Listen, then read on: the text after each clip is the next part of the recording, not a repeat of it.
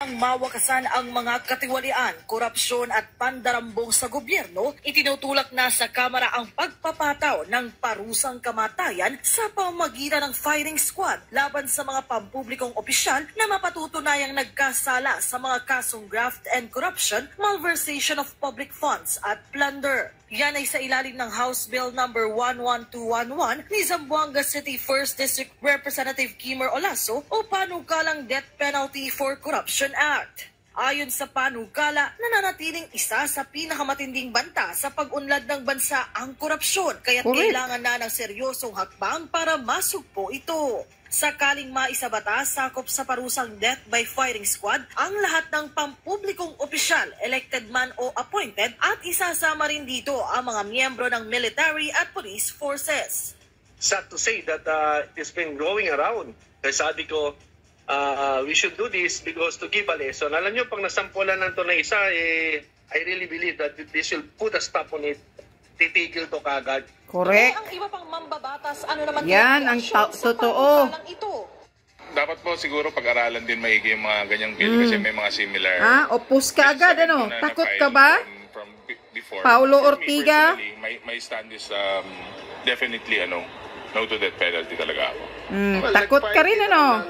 Bill, to reimpose the death penalty for certain heinous crimes. Plunder is the most logical crime to be included in the imposition of the penalty of death.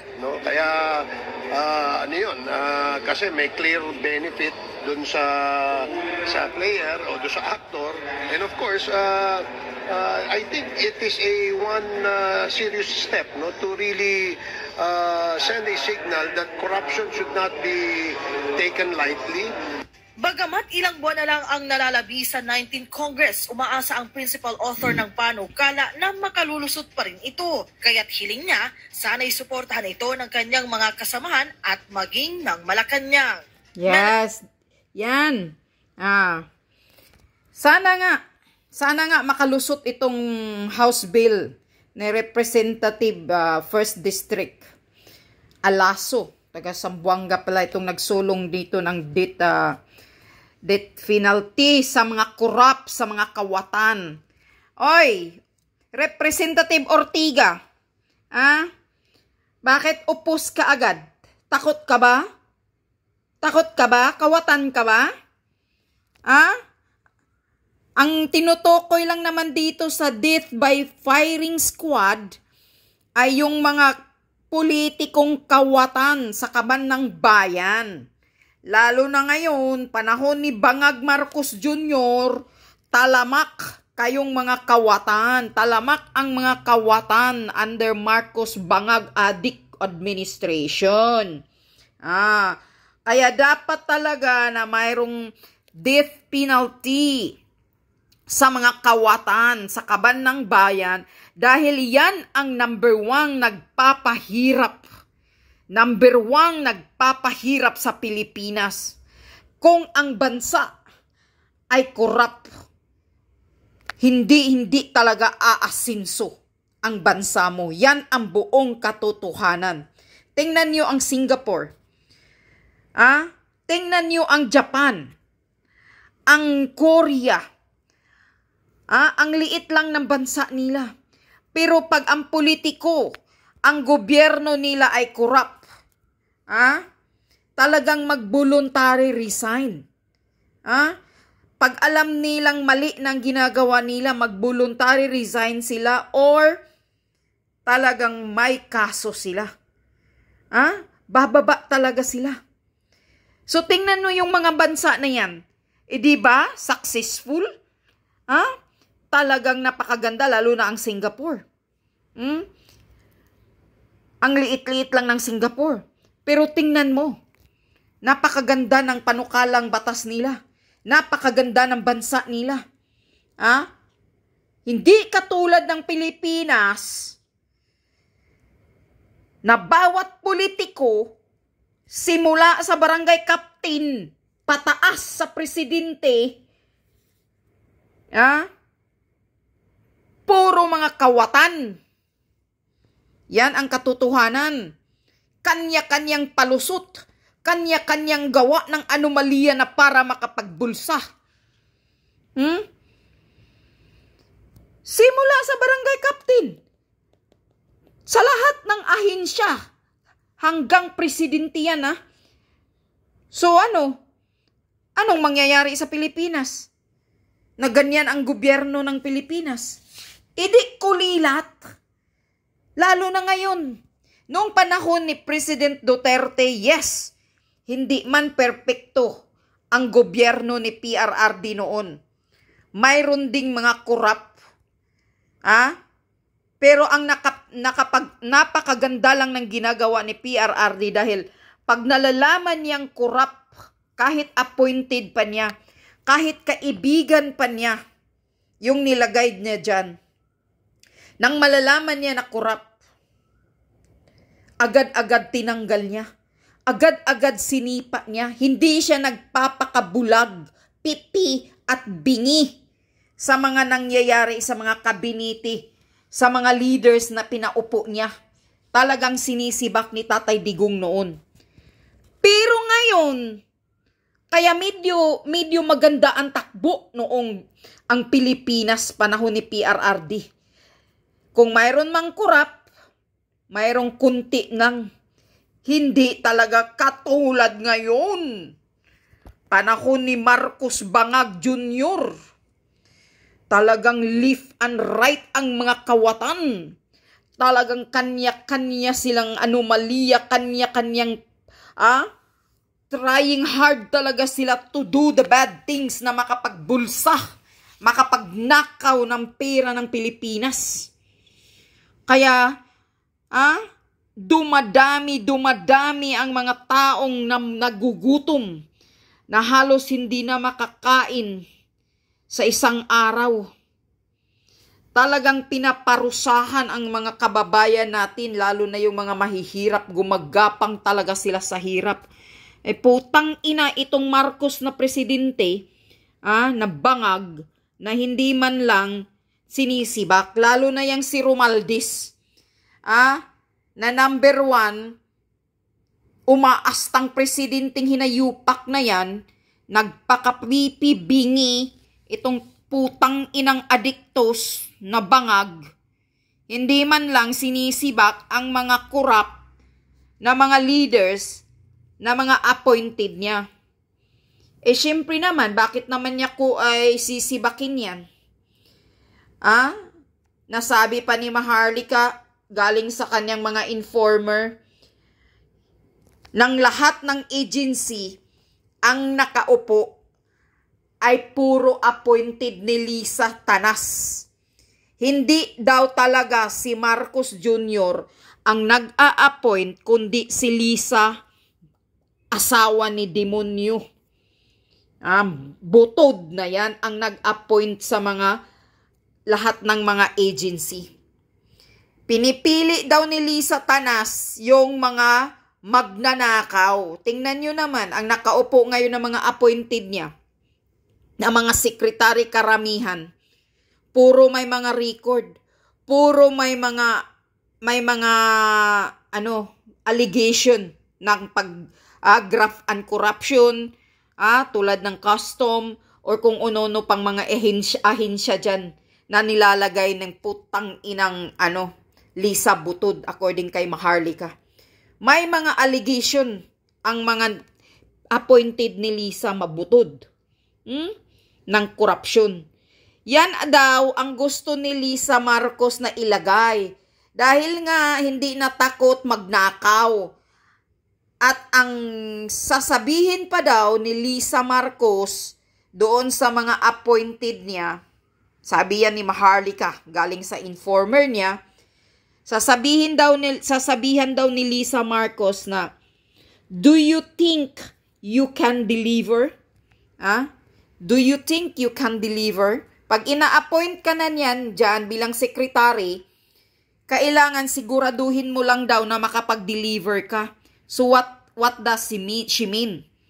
She mean na makapag-deliver ka sa kanya ng pagnanakaw. Sindikatuhin mo sa loob. At kailangan makapag-deliver ka ng bulto-bultong pira kay Lisa Tanas. Yun ang ibig sabihin niyang, do you think you can deliver? Yun daw ang sasabihin ni Lisa Marcos sa mga appointed niya. Siya naman talaga daw ang nag-a-appoint, hindi si Marcos Jr. Kaya, takot si Bangag na magsibak sa mga kawatan na ina-appoint ni Lisa Butod. Baka masampal o masuntok siya ni Butod. Yun. Matagal na yang pinasabog ni Maharlika na ang nag-a-appoint ay si Lisa Marcos kahit si Atty. Glinchong pinasabog din yan. Hindi si Bangag, hindi si Marcos Jr. ang nag-a-appoint kundi si Lisa Butod. Kaya takot si Bangag. Nagpapakapipi bulag sa mga korupsyong nangyayari sa administrasyon niya. Hindi niya nakikita kung ano na ang nangyayari sa ground ngayon na sobrang kahirapan, sobrang pagtaas ng bilihin, walang investor na pumapasok. Dahil kung may investor daw, siguradong gagantsuhan agad ni Lisa Butod.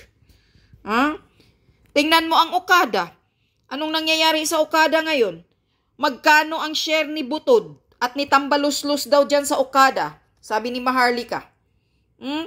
At may kaso pa sa international si Tambaluslos sa Okada. Nag-graft and corruption, bribery, or kung ano pa yung kaso daw, sabi ni Maharlika. So, saan pupulutin ang Pilipinas kung ganito ang gobyernong nakaupo, mga kawatan? Nagpakasasa lang sa sarili nila, nagpapakayaman. Wala talaga silang pakialam sa mga Pilipino ngayon. Wala talagang pakialam ang gobyernong Bangag ngayon sa mga ordinaryong Pilipino. Kung namatay ka man sa gutom, kung namatay kayo sa sakit, wala silang pakialam. Yung lahat ng pagsasalita ni Bangag Marcos Jr., yung speech niya dyan, pakitang tao lang yan. Pakukunyari lang yan. Paasa lang yan sa inyo. Kaya wag kayong maniniwala sa mga speech ni Bangag. Dahil yung salita niya, labas sa ilong lang yan. Dahil bago magsalita yan, Bangag yung hinayupak na yan. Labas sa ilong lang yan. Paasa lang yan sa inyo. Para sasabihin na siya maayos ang niya. Nag-trying hard siya na ibabangon sa kahirapan ang Pilipinas. Pero taliwas yan sa likod na ginagawa nila. Kaya huwag kayong maniniwala sa mga sinasabi ni Marcos Jr. Puro kasinungalingan lang yan. Ito, tingnan nyo yung blanco. Blanco na ginagawa niya ngayon sa bicameral report na blanco na binulabog ni Congressman Ungab. Yan, mismo si Amy Marcos, nagsasalita na. Kaya hindi nga daw siya pumipirma. Dahil nakikita niya, natatakot siya dyan sa mga blanco-blanco. O ano yan?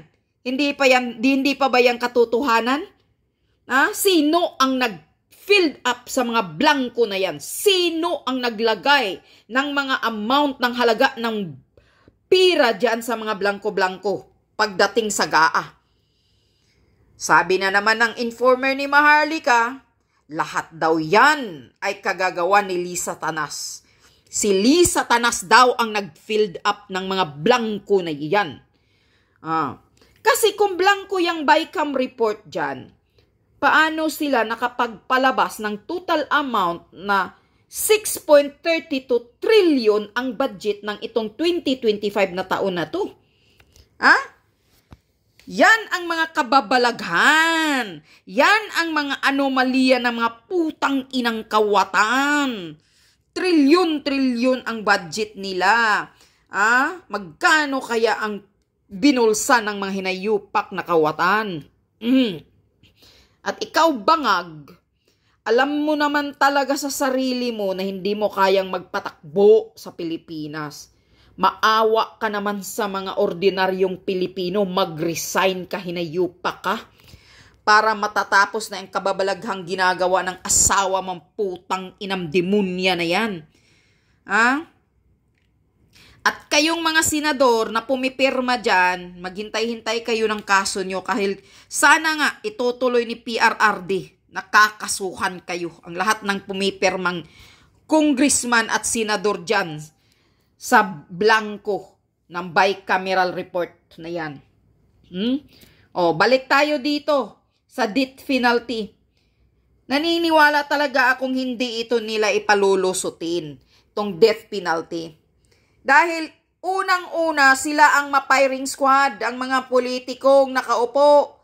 At pag mailusot ito, hindi na sila makapagnakaw.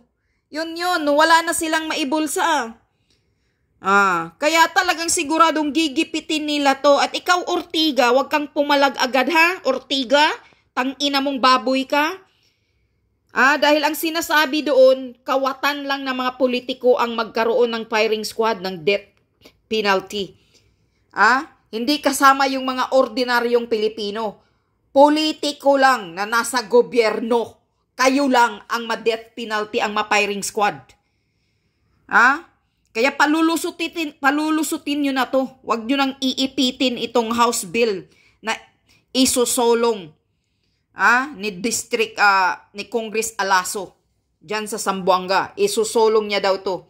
Pero tingnan nyo, pinagdidilid na naman. Sana nga matutuloy itong death penalty sa mga kawatan ng mga politiko. Yan lang. Salamat. Paglaban mo talaga ito, Congressman Alaso, yung death penalty na House Bill mo para maisabatas yan. Para naman magkaroon ng pag-asinso kunti ang Pilipinas kung mawawala yung mga kawatan sa gobyerno. Yun lang.